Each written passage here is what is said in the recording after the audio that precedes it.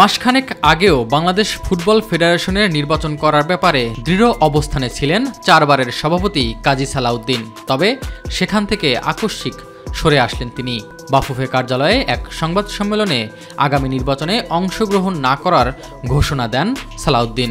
আমি 4 টার্ম আপনাদের সাথে ছিলাম।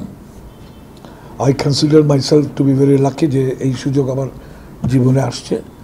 তো এখন যে কামিং ইলেকশন আসতেছে 26শে অক্টোবরে, এই ইলেকশনে আমি কন্টেস্ট করব না।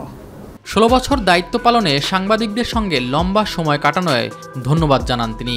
আপনাদের সবাইকে আমি ধন্যবাদ জানাই যে আমার সাথে এই 16 বছর কাজ করার জন্য। এতে অনেক আন্ডারস্ট্যান্ডিং মিসআন্ডারস্ট্যান্ডিং হয়েছে, এটা হইতেই পারে। So I have nothing in my heart. আশা করব আপনারা মনে কিছু রাখবেন না। সম্প্রতি নেপালে সাফ অনূর্ধ্ব 20 চ্যাম্পিয়নশিপের শিরোপা জেতে বাংলাদেশ। বিদায় বেলায় তাই খানিকটা তৃপ্ত দেশের কিংবদন্তি এই ফুটবলার। অ্যাটলিস্ট আমার একটা মনে খুশি আছে যে লাস্ট আন্ডার 20 সাফ চ্যাম্পিয়ন হয়ে আমি যেতে পারছি।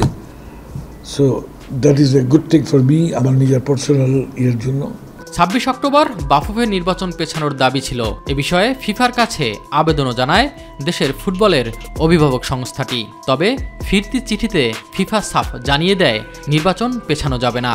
বিদায় বেলায় দেশের ফুটবল ও বাফুফের আরও উন্নতি হবে এমনটাই প্রত্যাশা কাজী সালাউদ্দিনের।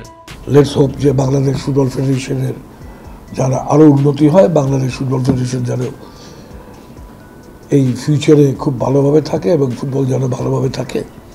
2008 সালে বাংলাদেশ ফুটবল ফেডারেশনের সভাপতি হিসেবে প্রথম নির্বাচিত হন কাজী সালাউদ্দিন। এরপর টানা 4 মেয়াদে এই পদে ছিলেন। সম্প্রতি বৈষম্যবিরোধী আন্দোলনে আওয়ামী লীগ সরকার পতনের পর বাফুফের সভাপতির পদ থেকে সালাউদ্দিনের পদত্যাগের দাবি ওঠে। এস এম আরিফ, মাই টিভি, ঢাকা।